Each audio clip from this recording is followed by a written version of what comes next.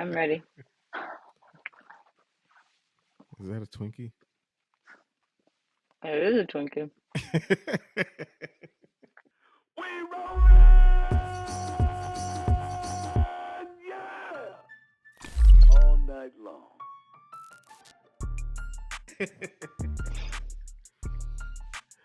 Oh my goodness. What's good, y'all? So yeah, we're back. Episode 6, Making the Walk podcast. Myself, CJ. What's good? How are you? I'm tired today, Tired? but I'm excited for this weekend. Yeah. We got some good stuff coming up this weekend. But so what we're gonna go through, we're gonna talk about what happened. So we're gonna talk about BKFC, Bare Knuckle Fighting Championships. We're gonna talk about Fight Night, and we're gonna talk about, of course, UFC 288, Aljamain Sterling against Henry Cejudo. A very interesting, and now it's a highly anticipated fight. Who knew? In this house, yes, it is. Do you think it's just in this house, or do you? How big do you think this fight is?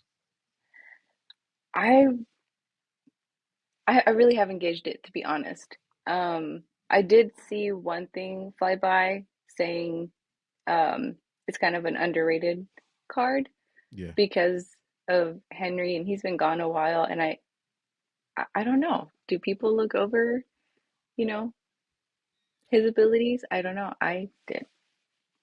I did.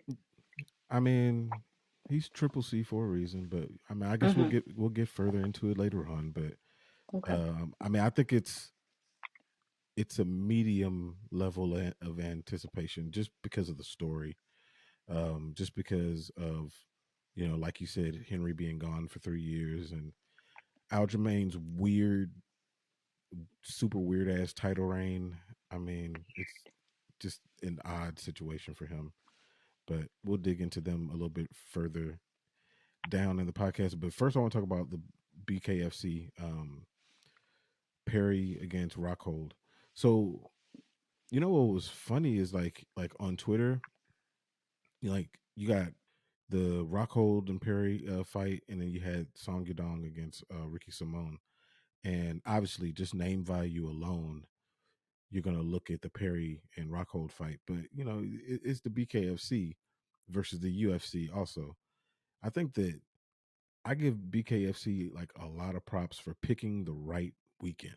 They picked the right time to have this fight go up against a fight night. And because I think that if they would have gone, this weekend, this coming weekend, they would have had far fewer viewers. Not to say that like Aljamain and Henry are like just this massive pay per view, because they're not. But I think that would have dented the numbers quite a bit. So they picked a perfect time. They picked the perfect people.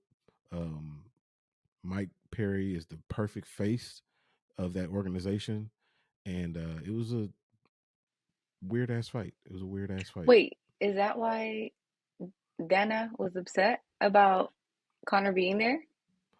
Well, it wasn't necessarily upset about him being there. It's about what he did, because it's like, Oh, he got in the ring and was like, did yeah, the face off thing, yeah, yeah, and it's bringing eyes to the promotion. And he's like, yeah, bruh, you work for the UFC. What are you doing? yeah, kind of. But here's the problem with that. It, the problem that I have with that is they say all the time, and about the UFC fighters being independent contractors. So in reality, Connor works for Connor. He works with the UFC. The UFC gives him opportunities, and they agree on terms of certain things. But he's an independent contractor, so Mm. unless that's in his contract that he can't go to fights, which it would be odd if that were the case, because he's been in the cage at Bellator fights, he's been in the cage at all these, a litany of other organizations. Why get upset now? But on the Dana side, I'm sure he's upset because it's Connor. It's the face of combat sports, and Mm. him getting in and championing how well run. BKFC is who is a competitor to the UFC in the realm of combat sports. It's not a good look from Dana's perspective, but I mean, if Hmm. Conor want to do that, Conor can do that, and that really kind of goes for anybody, to be honest. Hmm. Interesting. I mean, they won't do it, but because they Right. don't have that same level of gravitas as the oh no, that's SAT word. They don't have that same level, um, but I mean, in reality, he didn't do nothing wrong, nothing at all. And I thought it was pretty dope that he went in there. But like Yeah, I thought so too. the fight Hmm. itself, it went like I thought it was gonna go. Mike Perry is a rougher, in your face type of fighter, and Luke is more of a finesse and technique, rangy type of And fighter. that's true. In Sean O'Malley's words, he's a lot more skilled I fighter, mean, more he skilled. is, he No, is, seriously, he is. he is. But this, I just don't know why. Why did he? Okay, it's money. It's got to be money. But he's. It always puzzles me why people go to the BKFC. The it's not why necessarily. It's who goes. So like three major fighters that have left the UFC and gone to the BKFC that always put that puzzled me are Luke Rockhold, Paige Van Zant, and Rachel Ostovich. So those three people are models in their off time. Why would you go fight in an organization with no gloves, which means that you're going to get way more marks on your face, way more damage? So now you're taking away what is now your bread and butter, where you get the majority of your money, whether that's on Instagram or print media or whatever. Why would you go and do that? I don't understand that. I really, and then they go in there and get their ass whooped. If you at least gonna go there, at least win. But like Luke went there and got his damn teeth pushed back inside of his throat. Like, what the fuck are you doing? What are you doing? I don't know. That would be interesting. I haven't really looked into it, and I honestly only started watching BKFC what 2, 3 weeks ago. Um, but you're right. As a model, I wouldn't think. You know what? Let me go to the BFC and get fucked up. Yeah, let me go I don't get know that I punched in would the want to do face with that. no gloves. Like that's Yeah, stupid. I don't get yeah. it.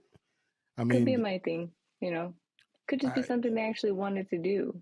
You know, over time they'll heal. They'll call them battle wounds. You know what I'm saying? And be part I of a battle wound I, I don't campaign or understand. some shit. So like I'm trying to remember which one. I think yeah, Luke was is a model for Ralph Lauren.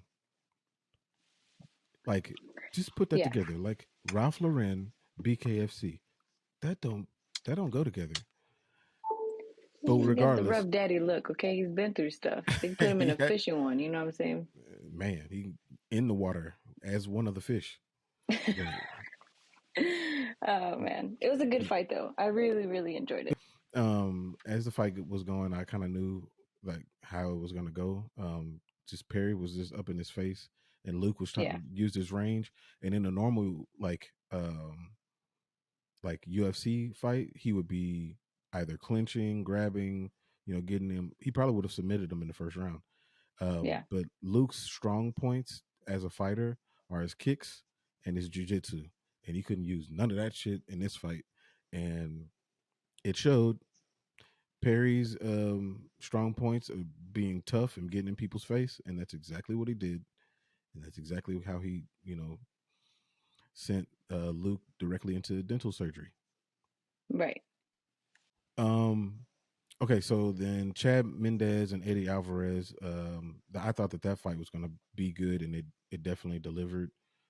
Chad Mendez retired after the fight. Eddie won by split decision, but it was a super entertaining fight. And what made that one interesting is the fact that again we're going back to this Connor well again. Connor he stood up and he was basically coaching both fighters during the fight, telling them different things to do, which I thought that was interesting. And Connor also had, Cowboy in attendance, so he had three of his sons in the attendance uh, at the Connor show. But that was pretty interesting, and I think that's kind of what led to Mike Perry when at the end uh, requesting a face off with Connor, and Connor saying, he just got to the organization, he's already got the belt. I mean, it was cute. The whole thing was cute, but yeah, but the whole thing was interesting. But it was very entertaining. That was probably the first BKFC that I watched that much of. Um, no, for real. Like I've watched other ones, and they just like it seems like when they hit each other with their bare hands initially, they're like, "Ooh, I don't know about this," and then they start hitting a little bit softer and a little bit softer, Hmm. and nobody actually ever gets really knocked out. But I say nobody. It happens every once in a while, but most of the time they don't because hands are fragile. But all in all, I think that the BKFC did a good job in that. That's probably the best that they're going to do for a while, unless they get another UFC defector. Oh, you know what? Here's a question for you. Do you think, let's say, I know that I think you have on your bingo card that Derek Lewis would retire. Um, I think Derek Lewis will be dope for BKFC. I think I've said that before. have Is that you? where you're going? That's exactly where I was going. I was going to ask you Yeah, if I you think think that he he would be would. super dope there. Yeah, because they're not doing, it's not MMA. There's boxing. Not Yeah. just, okay? Come for me. But I think that would be perfect for him. Yeah, that would be He very would entertaining. be, yeah, that would be dope. That would I be would very like that. interesting. All right, so UFC Fight Night Vegas, Song Yadong against Ricky Simone. I almost kind of don't like saying his name because it rhymes, but Atoing with that. With... yes. Um, so Song Yadong, he got a TKO on Ricky Simone in round 5 of um, of their fight, and you know what? Initially going into this, um, I thought or my questions were about Song's gas tank and his takedown defense. So Song fought, um, who was it? Corey Sandhagen in his last fight, and Corey Sandhagen started to get those takedowns, which those are the same takedowns that he used against Cheeto Vera. So Song started to fatigue, and Corey took over and pretty much washed him towards the end of the fight. And so everybody's um, thought was, okay, Song doesn't have a gas tank, and so now we're in a 5-round fight. So how is he going to work? How's it going to work for him? On the other hand, some Ricky Simone has an amazing gas tank, and he has great takedowns. So it's like, oh shit! So you can put yourself against the very thing that you're not good at.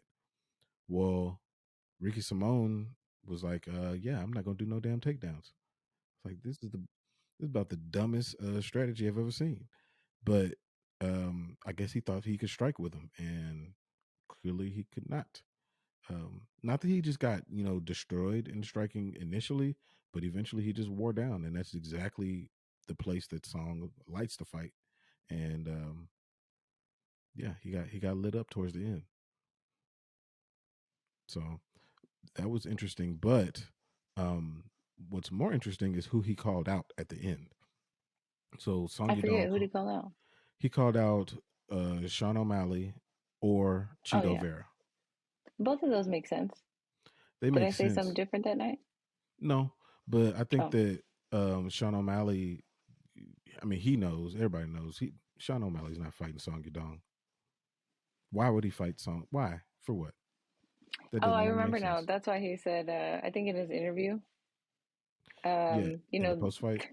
yeah, he knows that Sean won't fight him.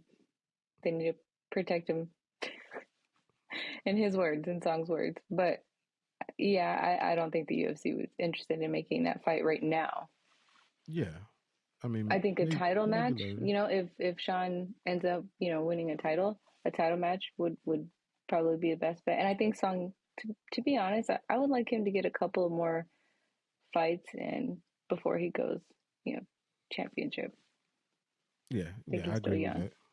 I agree with that. What is he? You said he was 25? I Yeah, think so. And yeah. it's not his age. It's not his. I think there's got to be some sort of humbling moment for him. Like that doesn't mean he loses, but um, I think he was in a war up until a certain point of this fight with Ricky Simone. But I just saw a lot of what was the analogy I used? I think it was like glove and basketball, right? When like she shoots and she just kind of stays like this, Mm-hmm. and then the game continues happening and she fucks up. Well, I think I saw a lot of that in I don't like saying his name either, Song Yadong. Um, playing around. I remember thinking you play too much. You need to keep fighting Yeah, because he kept stopping and admiring his work or not admiring his work, being disappointed in his work, but it's visible to everyone. Everyone can see you. yeah, Like yeah. It you're was like he was stopping. hanging on his own actions, like Yeah, just yeah, kind of self-absorbed a bit. Um, right. and like Sean O'Malley used to do that until he fought Peter Yan, especially in like the Chris Muitano fight, the one with the green hair. He would hit him and then be like standing there, like, "Man, that was a good punch, wasn't it?" Like, you about Right. to, you're about to get hit in the face. I can't wait to see Chris Motana fight again because he's like, why won't you die? You Yeah, know? he's a little Terminator. Yeah. Um, but But that's a perfect example. Sean O'Malley fighting Peter Yan was more humbling because you could see who did he fight after Peter? Nobody? nobody. He's Was been that chilling. it? Okay, Yeah, so we're gonna see when he fights the winner of, assuming Henry stays, if he wins. So I think he would. I think he would. yeah, I'd like to see that play out, and yeah, I'd like to see a little bit more of that from Song. But his speed is ridiculous. Like, It is his and speed and his Ricky too, power. though. No, Ricky to me, like he belongs. He belongs up there. I think that I think he was ranked number 10 at the time, and I don't think that he's gone down. Yeah, Song actually went up. He's number 7 now. Um, but I think I Song was. against Cheeto would be a really good fight. They fought before. Song actually Yeah. won a split decision, I think. But Mm, I would definitely love to see that fight on um, the beginning of a pay per view or even another fight night headliner. That would be hmm really dope. I I think agree. that would work. I was surprised by Song's power. I don't think I've ever watched his fights before, um, but genuinely surprised. Yeah. And then the other fight, Kai Barajo, whom you call the accountant, Oh, that's against my guy. against um, I don't know if it's it's Michael Olajaychik. Um, this fight didn't go exactly how I thought. I thought Olajaychik would be better in the striking area, but he kind of let Kai do whatever he wanted to do, and Kai did. He did not impress me with his striking. His striking hasn't improved, and I don't want to say that he's terrible at striking. He's not like that. He's not like who is it? Like, well, Aljo striking to me, he throws a lot of strikes, but they don't mean shit. So like Kai has more pop in his punches, but they come from all over the place. They're not set up, and I think if he is able to get that part of his game together, then he'll really start to move up the middleweight ranks. But he did enough to beat Olajaychik for sure, and Olajaychik just kind of handed the victory to him on a platter. It was like, Yeah, "Oh, you want to go to the ground? Okay, sure. Like I know that's where you're good at," and then gets choked out. I mean, what are you yeah. doing? What did you expect down there? That was just an odd fight from Olajaychik's perspective, but Kai called out um, a fight in the top 15, and I think that would be a huge mistake. Did you say? I thought Huge you said mistake. top five. No, that would Am be I extra tripping? dumb. Now he said top Okay, 15, I think, but like okay. Mm, top 5 would be, oh my god, it would be a massacre. But like just imagine Kai fighting somebody that he can't take down. Imagine Kai fighting Chris Curtis. What's going to happen to that man? He's going to get Yeah, destroyed. I don't think that he that's should do true. that. I think that he should fight somebody that's right on the outskirts of the top 15 and, really lock down his striking, and how he sets up his punches and his kicks and things like that. Um, Kind of hone in on that part of his game and then go to top 15. Because if he don't, he won't sniff the top 15 for a while. Once you lose That's to true. somebody at the bottom, they're like, oh, well, you ain't ready for this. So it Is it? would really set him back. Did he get like performance of the night or fight of the night I after think all? he got performance of the night. I think he did, Okay. but which is great. That's Yeah. an extra 50K. It goes a long way in Right. Brazil, I'm sure. Um, but yeah, Good for no, him. top 15. That's I a agree. mistake. He needs some more time. Mistake. He does. Yeah, I agree with that. So UFC 288, Aljamain Sterling versus Henry Cejudo. Um, so we already talked about the excitement for it, but let's dig into, I guess, what I personally think are the fights that jump off the page for me. So the first one, which I think this should actually be on the main card, in my opinion, but it's Drew Dober against Matt Favola. Matt the Steamroller Favola. It's a big name. Is it? Yeah, yeah, yeah. He's got a pretty cool social media presence. He's I like his personality, but yeah. So Yeah, he I think it's. I don't know if I would have put that on the prelim. Yeah, I would have put that. on the main card. Yeah. What's interesting, that I don't understand the way that they are structuring the cards now. Like it used to be, like the big fights are the most the ones that get the most eyeballs are the ones you put on pay-per-view, because people have to go from one medium, watching it on ESPN, and then go to another medium, which would be paying to watch it on ESPN.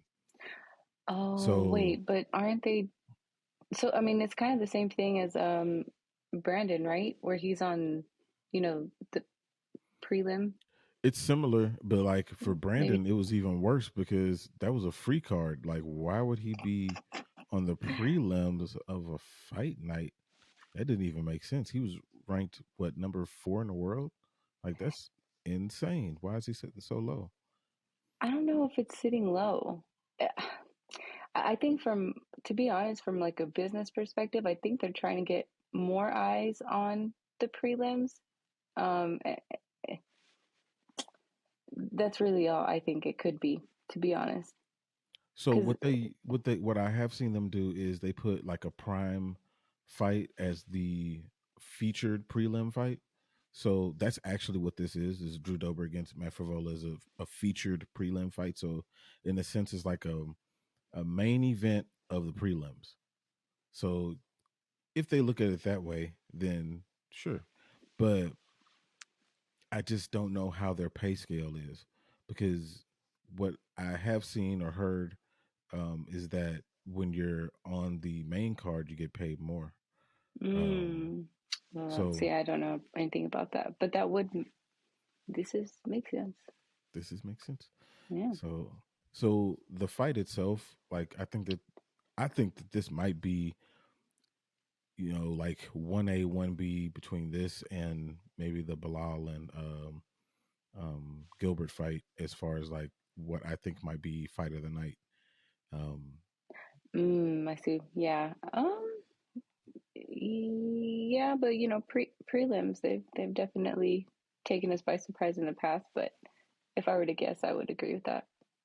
yeah. So um, Drew is on a 3 fight winning streak. I think what three all three of them were KOs. Terrence Hmm. McKinney, Rafael Alves, and Bobby Green, or King Green as he is now. Um, I thought it all was just three. King. Is it just King? No It's like a green. share. What is it? I heard that somewhere. It's like a. Is it- It's just like a share thing. So You he's know. like, is he really? I don't know. That's what I I heard. don't know. I don't. He should just be King Green. Like you need to have a last name. You can't just be. That has a little ring to it. King Green, I guess. I don't I know. like I it. was like King Green. Yeah. I mean, I like his Hmm. nickname. His nickname, just in general, is pretty dope. But Hmm. so he Drew Dober knocked all three of those folks out, and then Matt Frivola, he's got a couple knockouts, I think, in a row. So he's looking for his third consecutive win. So I think we just watched the Matt Frivola fight last night, and dude, he's able to take damage, and like his cardio is amazing. So he's able to stay really active in the fight despite taking damage. It's pretty And extraordinary how he fights. the fight we saw was against Lando. So Oh that yeah. was the best fight I've ever seen. That was a draw. Um, Hmm. that I assumed was going to be at the end because I was like, I don't know who won that. Fuck it, draw. I don't know. Yeah, I mean, it was. I mean, they weren't even mad about it Right. because they knew how that fight was. But he can fight going forward. He can fight going back. Hmm. Um, like I said, his cardio is great. And then of course Drew Dober. Like, I mean, Drew is one of the most exciting fighters in the entire UFC. Like a Um, min. Was he a mini Chandler? I mean, I don't even know because they're the same size. So he's that would Which actually is a be a similar. crazy. He's just a similar fighter to Hmm. Chandler. That would be a They crazy have fight they too. have a similar attitude. They do have a Hmm. similar fighting style. Does how's Drew's grappling though? His grappling is decent. He has a lot of like defensive grappling because he wants to strike because he's got big power in his hands. He's trying to knock folks out. So his is more of a defensive type of thing. In most cases, the only time you're going to see him really grappling offensively is if he's hurt. Or if he's fighting Islam, which he did, and he lost. I mean, what can anybody do about that? But I think that this fight's gonna. I favor Drew in this fight because of Yeah. just what you just said. Like he's fought Islam, he's fought a lot of top tier Hmm. competition, and he's been doing it for a while. And I think that experience is just gonna be the tipping point. But I think that Matt's gonna keep it extremely exciting, and I wouldn't be surprised if Matt catches him, but I just don't think so. I think Drew wins this fight. I actually thought Matt would be too fast for Drew. Matt is fast. He is surprisingly quick. Yeah. Who do As you much got? as Who I do you got? don't, as much as I don't want to say this, I thought Drew was your I boy. love the I know I love Drew.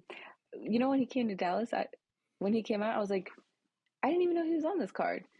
So that I think that always gives you kind of lean toward fighters a little bit more when you see them live and you're kind of going for them.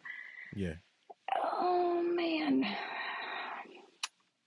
I'm gonna say Matt. I'm gonna say Matt. Matt. Okay. Okay. Not a bad pick. Not a bad pick. Yeah, but if Matt doesn't win, I would like to see Drew knock Matt out, just because even with gosh, I just said his Lando, he was so close. He was almost Hmm. out of there. So it would be really big in my eyes for Drew to knock him out. Yeah. Yeah. I agree. Anyway, all right, moving right Okay. along. So Cron Gracie against Charles Air Jourdain. Yeah, that's his nickname, Air. And Just a fancy uh, way of saying Jordan. I see what you're doing out here, Charles. that. So Cron Gracie's been away from the sport for about 4 years. I think his last fight was against Cub Swanson, if I remember correctly, and Cub won.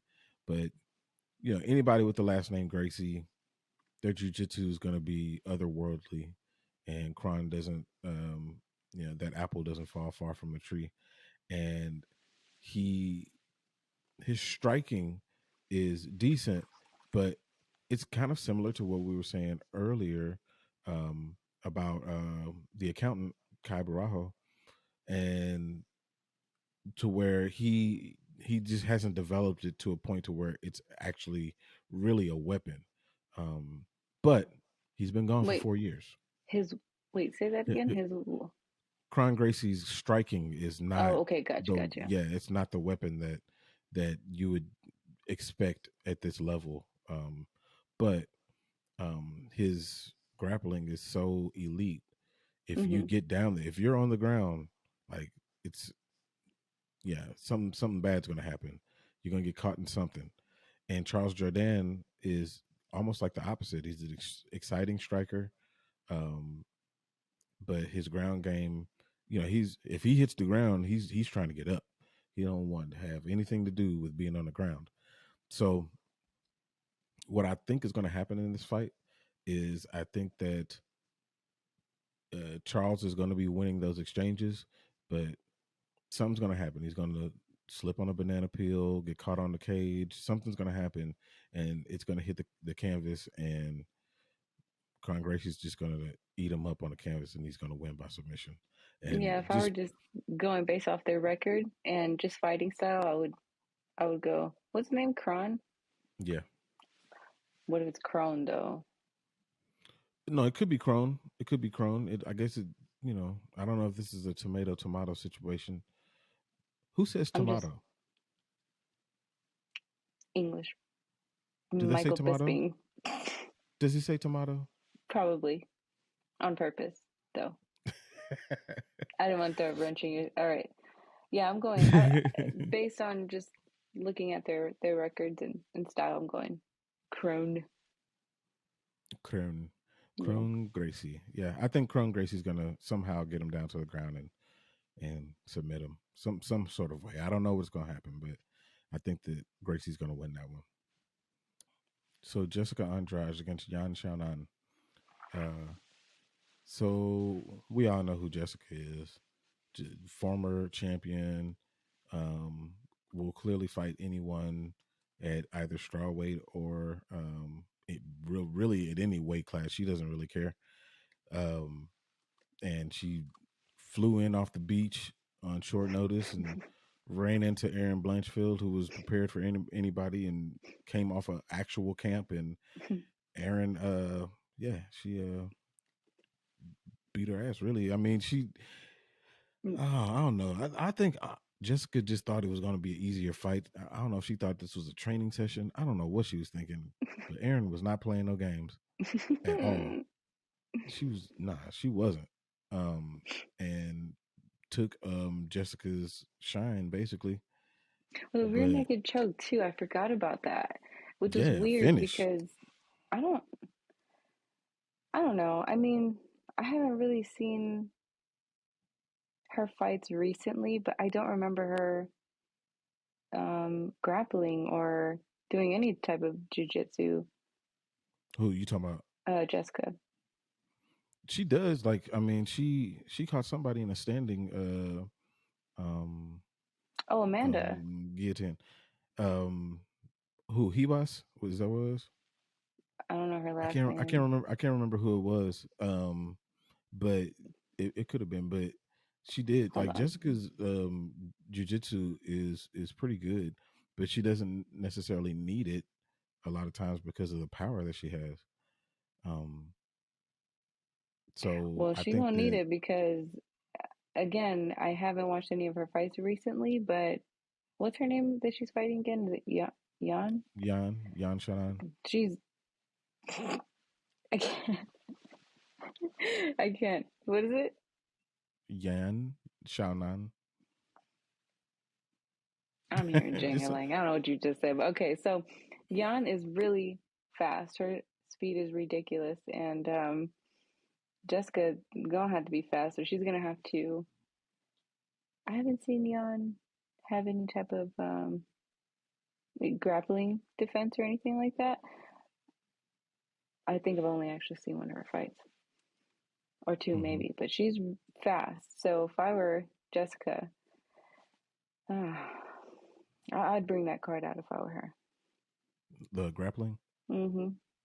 So, Jan, her recent fight was against Mackenzie Dern, and Mackenzie Dern is one of the best jujitsu grapplers or players in the entire women's MMA, and she was able to keep it on the feet. I think it was 9 takedowns, or no, I don't know if it was 9, but it was quite a few because that's Mackenzie's ace in the hole is her grappling, and she was able to stay away from that, and she won the fight.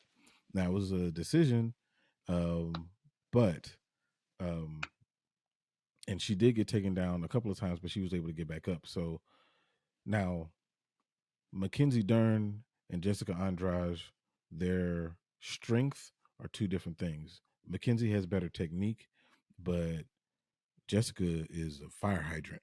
She is strong as shit. Mm-hmm. So getting away from her, maybe in the third round, that would help. But like in the first 2 rounds where she's still fresh as a daisy, it's going to be kind of tough. So Jan has to stay out of that. Also, um, in the fight, we just watched her. I can't remember who she was fighting, but we just watched her fight, and I noticed that Jan likes to keep her head in the air when she's throwing strikes. Now you cannot keep your head in the air against Jessica Andrade. She will knock your head clean off your shoulders. So if she's able to, get that chin tucked, stay quick, stay on the outside, I'm sure she has a longer reach because Jessica has a Tyrannosaurus Rex arm. So I'm sure that Jan has a longer reach, but she just has to stay out of the way. Just stay elusive, stay away from the violence that Jessica has. Jessica is the same person that dropped Rose on her head. KO. So yeah, so she's going to stay away from that. Stay away from the wrestling. Stay away from all those things. I think Jan is favored in the fight. Is she? Yeah, a lot of people are picking her. I think I just watched a preview show. I think it was Alan Joban, Michael Chiesa, um, and they were talking about, or I think that they picked Jan to win. So I think I it's don't know if because of I'm Jessica, the way she came in her last fight. I think recency, to be honest, but we'll see. could be. I'm I'm going picking. Andrade, so Yeah, I'm picking Jessica too. I mm-hmm. think Jessica, she's too experienced to fall into that trap twice. And I'm telling you, like Jan having her head in the air like that, you better move your head off the center line, Mm-hmm. and it's gonna be a problem. It's gonna be a problem. So, Mm-hmm. co-main event of the evening: Bilal Muhammad against Gilbert Burns. We talked about this last week, um, but and I think I know where we both want to go on this. I'm going Has your Gilby, you know. has your I was going to say, has your opinion changed on this at all? Absolutely not, sir. What are you talking about? I mean, like I've watched a few interviews with Bilal Muhammad, and nothing he is saying is changing anything that I thought. Um, You know, the kids. What do you mean nothing he's saying? Just like mentally, or maybe things that he's changed in, training camp or anything? Okay, yeah. I yeah, haven't watched anything, so I just want to be pleasantly surprised by whatever happens.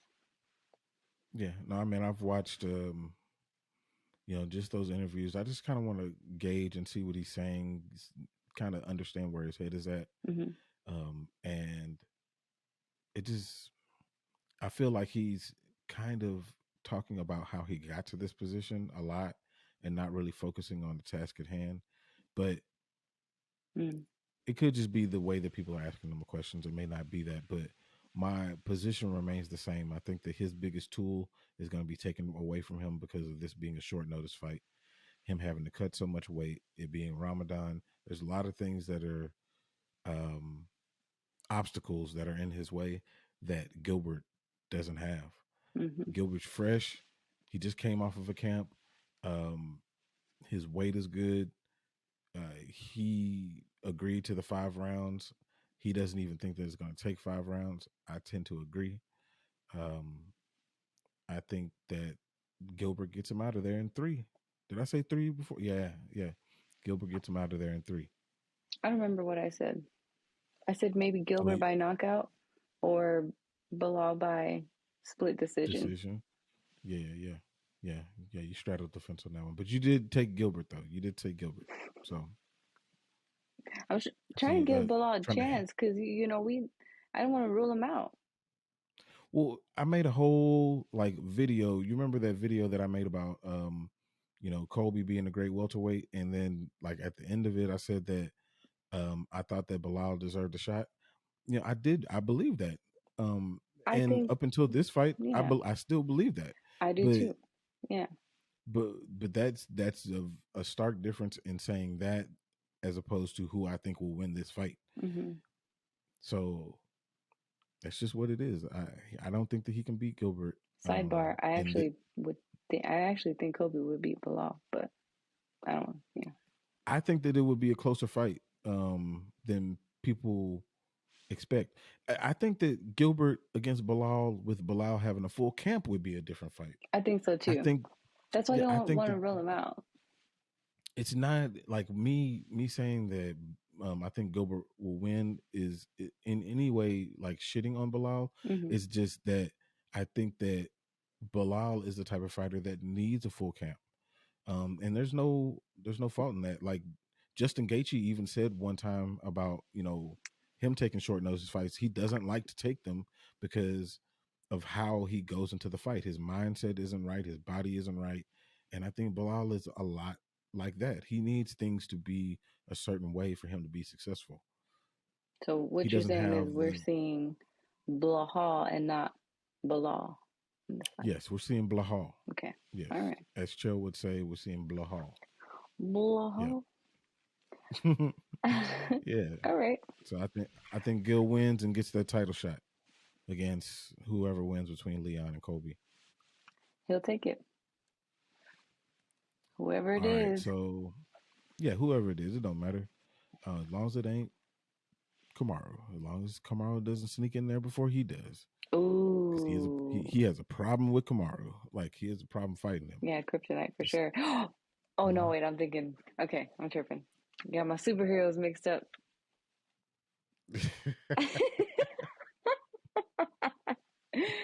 Well, you um, thought you had in some. this You thought you universe, had some Batman has bars a on that one. kryptonite. Okay, Oh, in okay. this You're universe. gonna change up then the entirety of the DC universe. Okay.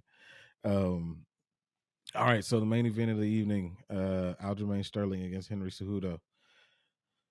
All right, so Who am you I want to go picking? on this one first? Who am I picking? Yeah, Yeah, it'll be you. quicker.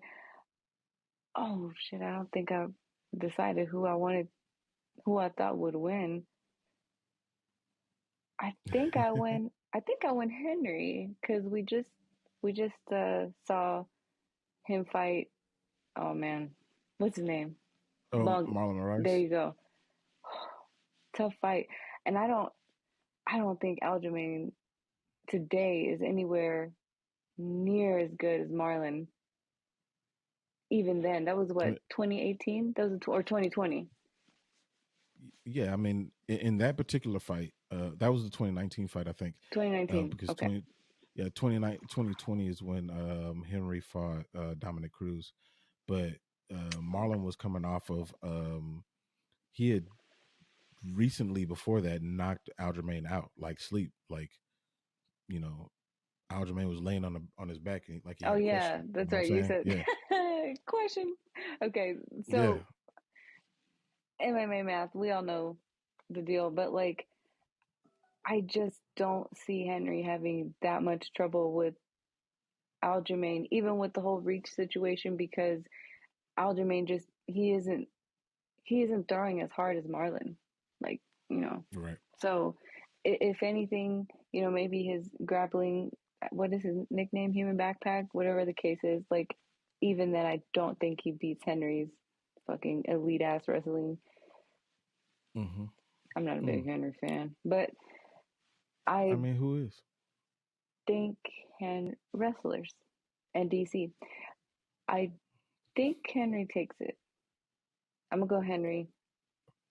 It's not a bad choice. Lock Not it a bad in. choice. So okay. So okay, hear me out on this. All right. So I think that this particular matchup is almost like a sixth grader fighting an eighth grader. So the sixth grader has a lot of skills and he's learned a lot of different things from going to karate and all this stuff, but he's fighting an eighth grader who's just bigger and faster and stronger. Faster. And so You're okay. I'm gonna let you finish. I think that because of the size difference, because of just those physical tools, his length, his size difference, um, I just I struggle seeing Henry overcome that off of a 3 year layoff. I think that Henry is a better mixed martial artist. Hmm. I think that Henry is better in almost all phases of the game that he can control. But the ones that he can't control, which is the time that he was gone and the size of Aljamain Sterling, I think that that is what's going to overwhelm him in this fight. And I think that Aljamain's going to take it. Okay, so that That's was beautifully said, and I agree with everything. But I except accept Aljo being faster with what? In I think what aspect? in what respect? I actually think that he's his footwork is faster. I think he's faster. I think that Henry has Okay, faster hands. okay, I think okay. he definitely has faster hand speed for sure. He's just a better. I mean, he's like literally he's a better wrestler. He's a better striker. Um, I mean, I don't know as far as jujitsu because Aljo's jujitsu is pretty good. But for the most part, Henry's just a better mixed martial artist. But sometimes that doesn't matter. And this is one of those times, in my opinion. Now, if Henry wins, I won't be super shocked by it, but I just expect Aljo to impose his size.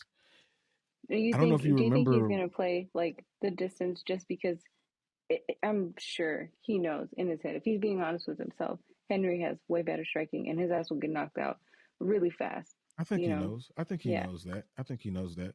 But I think that what he's going to do is you'll see Henry take the center of the octagon and press the action, and you're gonna see Aljo on the outskirts of the octagon just trotting along, moving back and forth, back and forth, back and forth, and then waiting for an entry. And then once he does, he doesn't even need a takedown. If he just gets on the side of him, he's gonna climb up his back the same way he did Peter Yan. And then now Henry is fighting somebody that's behind him, You think and Henry would all that. fight I don't know who song? Cuz What if he like loses? yeah, like No, who would he be no. interested in fighting if he continues to fight? If he loses, Mhm. um, nobody. I think that he goes back into crawls back into his hole, and What do you think? You think Henry came because there was rumblings of Alderman being the best? What's the weight class uh, again? Is it bantamweight? bantamweight. Okay, cool. And he was like the best. I mean, neither one of them. Neither. I don't care who wins this fight. Neither one of them will be considered the best in my book. They're nowhere even Agreed. close. But do you think what was his motivation for coming out of retirement and fighting Aljo? Well, that's a good question. I think that it's twofold. The first part is very similar to GSP and John Jones. He came back at a specific time to fight a specific fighter. Now, in GSP's perspective, and this is no shade at Michael Bisping, but Michael Bisping, in comparison to the other middleweight champs at the time, he is seen as kind of the weaker of the champs. Still a champ, but the weaker of the champs, and that's when GSP chose to come out of retirement. So I think that Henry sees Aljo as the weaker of who could have been champ. I don't think I think we'd be looking at this differently if this was Peter Yan. So I think that he came back at a specific time to fight a specific person. This The is second true. part, the second part is if he's able to get this, then that makes it very easy to jump up and get that 145 championship, which is what he wants. He wants to be C4. He wants to get, have the Olympic gold medal, the flyweight championship, the bantamweight championship, and the featherweight championship. Nobody's ever done three. Nobody's gotten three, and he wants to do that. So this is the first step in his evil master plan.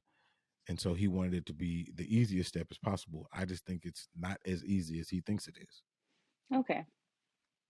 That makes sense. And he for sure is not going to go up there and beat no damn Alexander Volkanovski. I was just about to say, because I looked it up to see, well, who, okay.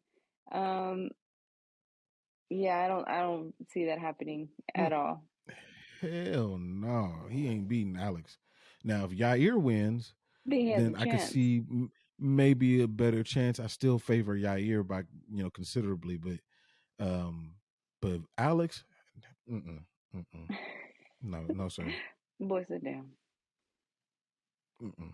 Yeah, I just looked up his height, by the way, because I was like, well, how? Like, it's 5'4", right? Yeah, 5'4". Aljo's 5'7". So, you know how I feel about the whole, shorter fighter versus a taller fighter. We've all seen that. They just kind of get in the pocket and they, get in where they fit in. And I don't ever hold height against a fighter.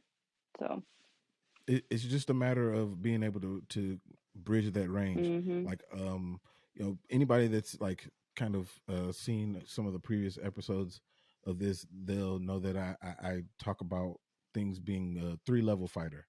So being able to fight from kicking range, being able to fight in boxing range, and being able to fight in clinch range. And Henry is able to fight in all 3 of those ranges. But the problem with that is Aljo's kicking range is far different from Henry's kicking range.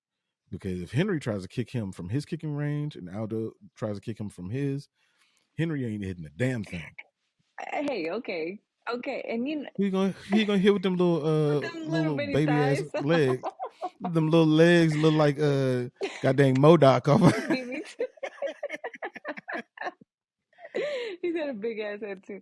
I'm sorry, Henry. Okay, so but he's got where's that meme insanely powerful kicks. Like the knees that he was giving, what's his face, Marlon, those were insane. Yeah. And yes, he is small but mighty. Okay, that's very cliche, but he is. Like, he's an elite fighter. Mentally, one of the best to ever do it. That's the only way he won that fight. Just he had to push through, knowing, God damn, this guy he's bigger than me. I can't do anything about that. Yeah.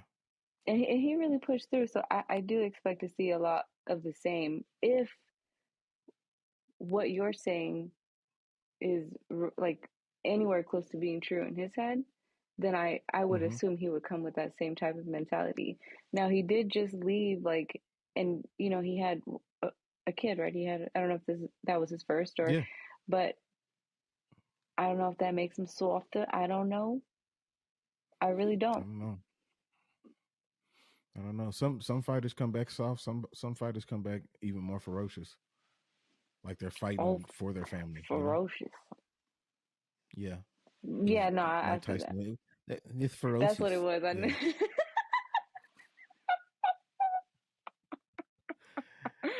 On that, I gotta go. But yeah, I'm going Henry. Henry. Okay. All right. Well, we're gonna hold you to it. Okay, I know you gotta go. We gotta go. So yeah. Episode 6. We're gonna run all this back. It's recorded. So yeah, we're gonna hold each other to these bets. So and we ain't got none on the bingo cards on this one. Yeah. Nothing at stake on the bingo cards, but there's personal reputation on this. All right, y'all. All right. Peace.